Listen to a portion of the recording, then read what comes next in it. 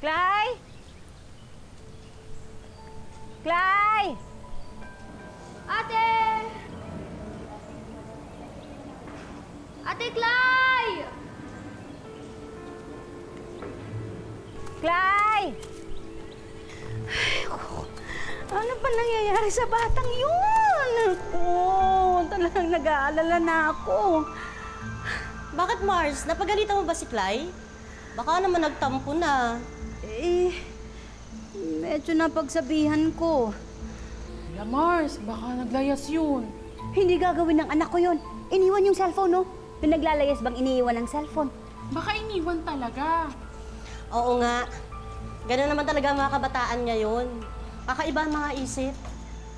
Baka nga talaga naglayas na yung anak mo, Mars. Ma! Elias! Ma! Oh! Ma! Wala po si Aris sa tindahan! Tsaka wala rin po siya sa farm ni Ate Girlie! Maria Clara! Nasaan ka na? Halika na, pumasok ka na, umambon! Nasaan na ba yung batang yun? Tiyanos falta ang Victoria. Ngunit may katotohanan nga ang kanyang mga winiwika. May magaganap ka na pagtitipon mamayang gabi sa aming tahanan. Maria, batid halos ng buong siyudad ang ukol sa pagtitipon na yon. Pagkat usap-usapan sa lahat halos ng sulok ng Maynila na dadaluhan ito ng mga deklaseng tao. Kaya huwag kang magtaka kung may alam ang muher na yan. Oy, alam niyo po ba na magkakagulo sa pagtitipon na yon? Magkakagulo, baby. Chichika ko sa'yo. Nagsimula ang lahat dahil galit na galit si Padre Damaso kasi nainsulto siya. Eh paano ba naman? Leeg at pakpak lang ng tinola ang isinilbi sa kanya. Tapos eto na, di galit-galit na nga yung lolo mo. Eh nandun si Crisostomo Ibarra. O edi pati yung nobyo mo nadamay, napagdiskitahan. Sa aking pagdalaw sa iba't ibang panig ng Europa, ay napansin ko ng kahirapan o ang kaunlaran ng mamamayan ng isang bayan ay katimbang lamang ng kalayaan o ng kawalan nito. Wala ka na bang ibang napuna bukod doon? Nagpunta ka pa sa ibang bansa, gumasta at nakasayan sa lapi. Ito lang pala ang napanam. Hindi na ako magtataka kung ganito na lamang ang pagtrato sa akin ng ginagalang nating kura. Ganyan lang talaga siyang maglambing. Musmus pa lamang ako. Naalala niyo po ba nung malimit pa kayong dumalaw sa aking ama para sumalo ng tanghalian o hapunan? Pertinente. Pinamumukha mo ba sa akin na masiba ako sa pagkain? Hanggang doon lang yung nabasa ko. Yun na yung Kabanata 3. Kasi after nun, nakatulog ako, tapos poof, andito na ako. Pero, kung totoong nasa Noli nga ako, Miss Maria Clara, naniwala kayo sa akin, magkakatotoo yung sinabi ko. At kung hindi po ako nagkakamali, dito na rin magsisimula ang lahat ng problema niyo sa buhay ng nobyo mong si Crisostomo Ibarra.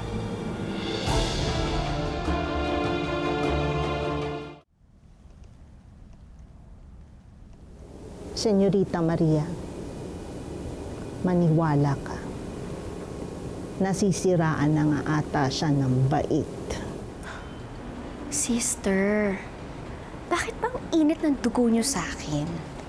Lahat po ng sinabi ko, magkakatotoo po yun. Mangyayari talaga yun.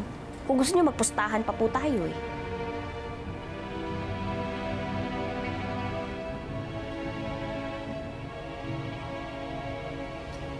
Wala kang dapat ipag-alalabi ni Bini.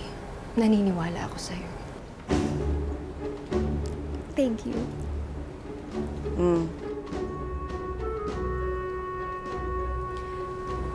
Magpahinga ka muna rito.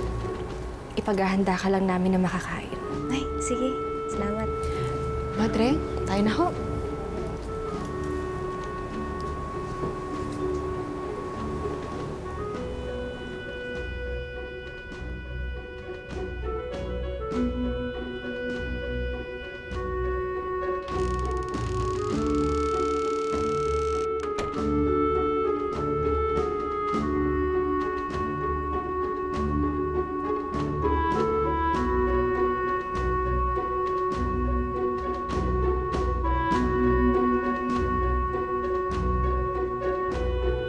Maria,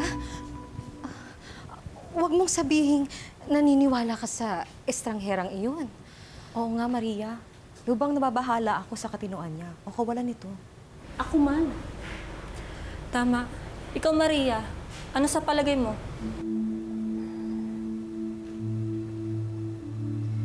Tama kayo.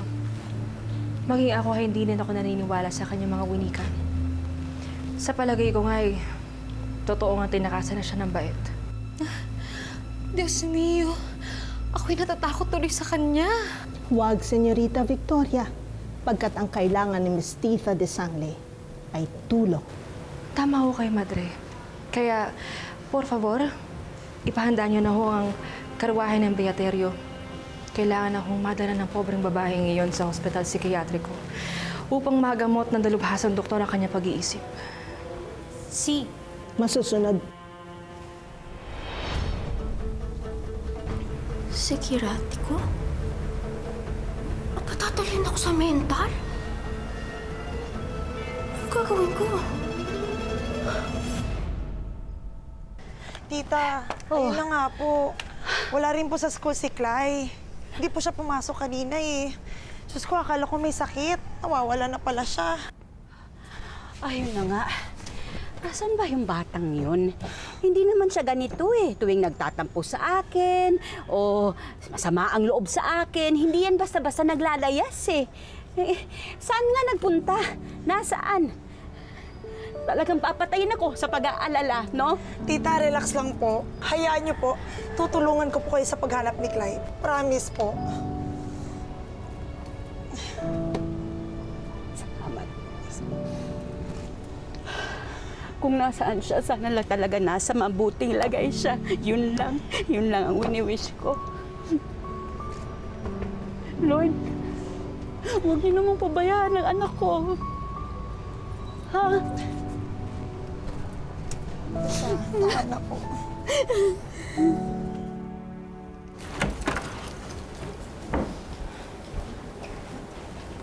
Asan na po yung dadali natin sa pagamutan?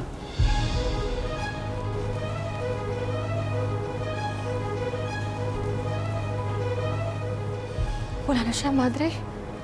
Tumakas na ang Mestiza de Sangle.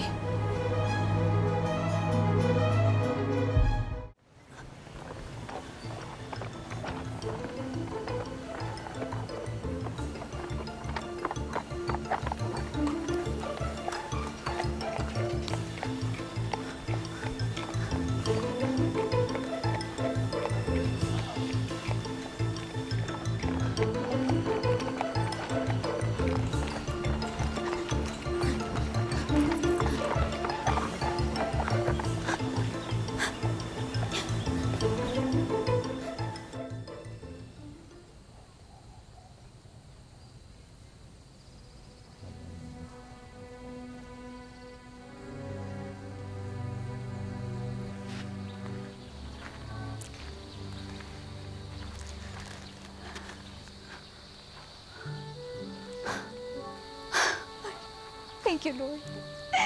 Buti nakatakas ako. Nakakalokang Maria Clara yun. Gusto pa akong dalhin sa mental.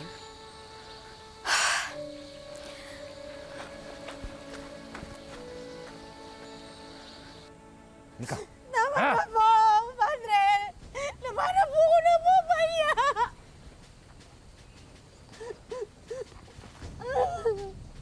Meron pa rin palang kahihiyan ang isang katulad mong moher libre na nangaakit ng mga kalalakihan para magkasala. Pero mas naaawa ako sa mga mahihinang dalaga na maaaring tumulad sa'yo. Kaya dapat bigyan ka ng isang leksyon! Escuchen todos! Ganito ang ginagawa sa isang mujerzuelas!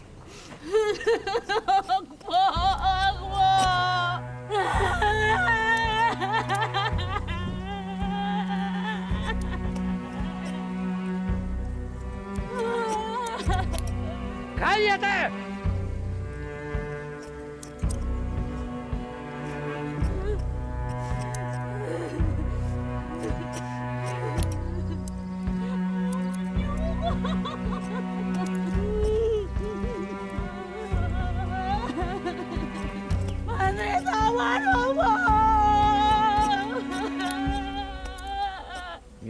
na babagay sa'yo.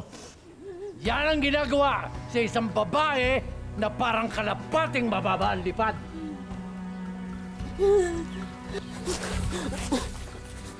Parata! Pwede, Aki! Detenganla! Agarrenla!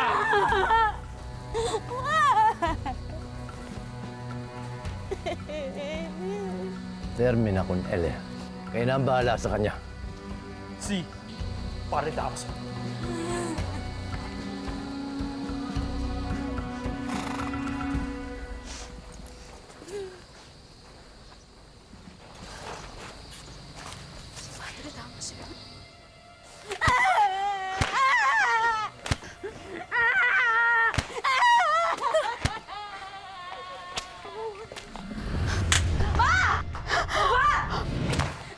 Teka, sandali!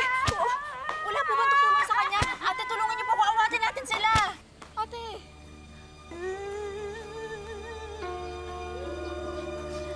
Panginoon, kaawaan niyo po ako.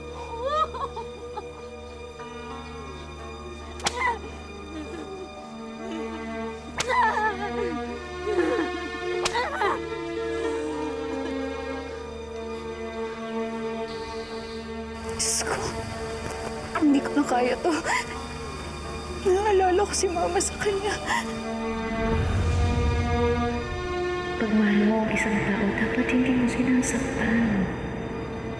At hindi mo rin iniiwanan.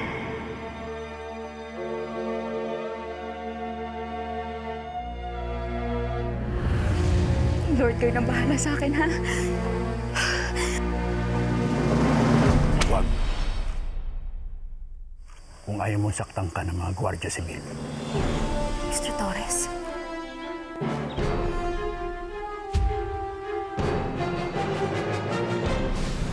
Matuto sa nakaraan. Bawat pangyayari may malalaman. Mga aral na dadalhin ko. Maligayang pagbabalik. Kapitan Don Tiago. At si Maria Clara po. Mari ko po bang kamustahin ng anak? Huwag kang mag-alala, Ibarra. Bagkat gaya mo'y natitiyak kong nasasabik na rin si Maria Clara na muling makita at makausap ang kanyang nobyo. Sino ka ba talaga, Binibini? At bakit mo ako sinusundan? Hindi pa ako kumakain. It's true what they say, that hunger is one of the causes of insanity. I beg your pardon. Intelligence has nothing to do with one's gender. And that everyone has that basic human right to education.